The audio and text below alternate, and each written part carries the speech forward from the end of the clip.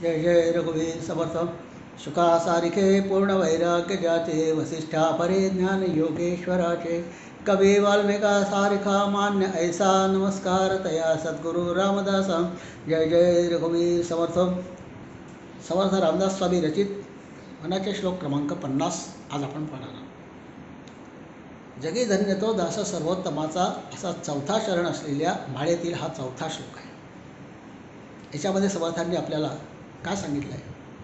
नसे अंतरी काम नाना विकारी। अंतर म्हणजे अंतःकरणामध्ये, म्हणजे चौथ्या मन बुद्धी चित्त अंतःकरण आणि अहंकार। त्या अंतःकरणामध्ये अहंकार आहे, तिथं त्याला बाजूला करायचं आहे। पण त्याआधी त्या अंतःकरणामध्ये काम नाना विकारी, अनेक प्रकारचे विकार त्याच्यामध्ये घर करून बसलेले आहेत। आणि बंगले बांधलेत, अनेक बंगले बांधलेत, आणि त्या बंगल्यांमधून तो वास्तव्य करतो आहे। कोण?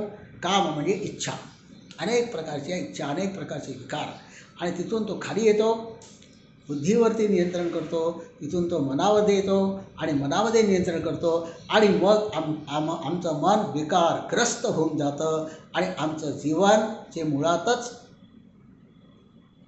असह्य आहे ते अति असह्य होऊन जातं।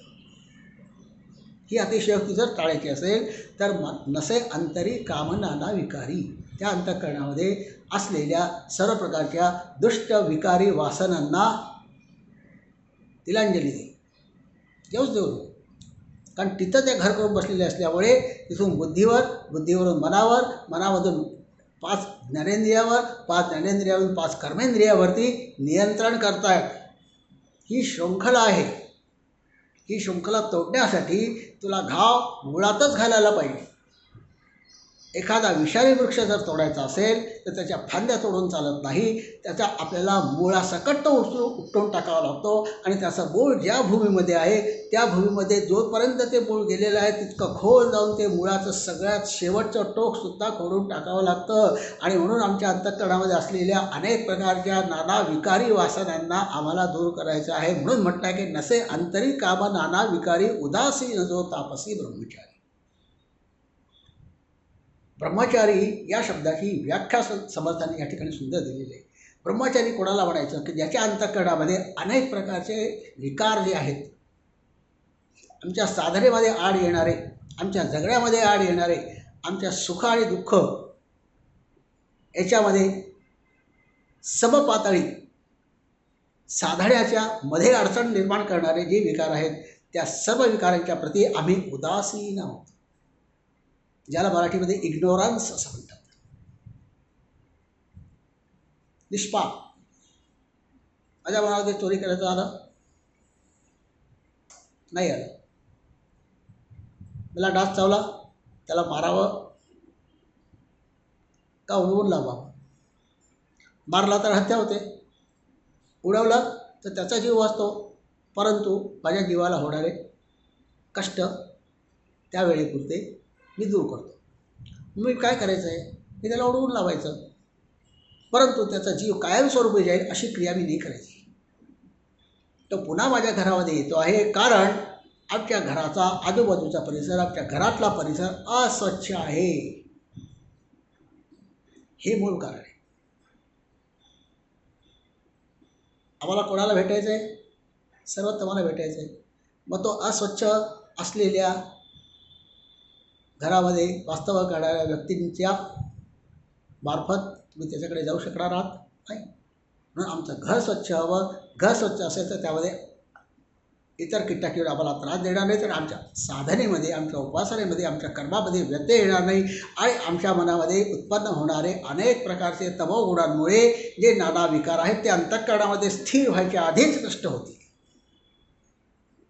म्हणून त्याला म्हटलंय ब्रह्मचारी, उदासीन जो तापसी ब्रह्मचारी। आपण ब्रह्मचारी असतो, दुधाचं पातेलं चुलता नाही आहे, पण आज शेगडी आहे प्रत्येकाच्या घरी, त्या शेगडीवरती गॅसवरती ठेवलेलं असतं, आम्ही तिथंच उभं असतो, उतू जाऊ नये म्हणून।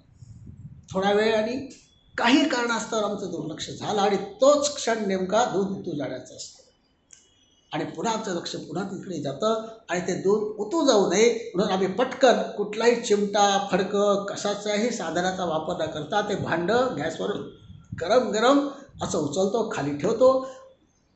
खाली ठेवल्यानंतर आपल्या हाताकडे पाहतो तेव्हा आपल्याला जाणीव होते की मला चटका बसला आहे. परंतु दुधाचं पातेलं गॅसवरून उतरवून बाजूला ठेवणे एवढ्या क्रियेमध्ये जो पण काही 1 किंवा 1.5 सेकंद लागला असेल त्या 1.5 सेकंदामध्ये मी ब्रह्मचारी होतो. म्हणजेच मला जाणीवच नव्हती मला चटका बसेल, अंतःकरणामध्ये जागा नाही आहे, दूध होतो गेलं नाही पाहिजे, एकच ध्येय होतं आणि ते मी सिद्ध केलं. या अशा छोट्या छोट्या क्रिया आपण आयुष्यामध्ये अनेक वेळा करत असतो.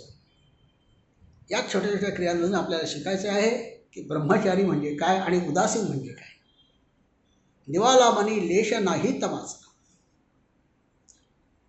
निवाला म्हणजे वास्तव करून राहिला, तमाचा म्हणजे तमोगुणांचा. त्याच्या मनामध्ये तमोगुण एकही प्रकारचा शिल्लक राहिलेला नाही. किंचित राहिली पुढं पुढं शांत केली जनार्दने. एकनाथ महाराजांचं भारुड आहे ना, त्याच्यामध्ये म्हटलं आहे विंचू चावला रे विंचू चावला रे विंचू चावला. सर्वात शेवटी काय सांगितलं उपदेश, किंचित राहिली पुन्हा पुन्हा शांत केली जनार्दने.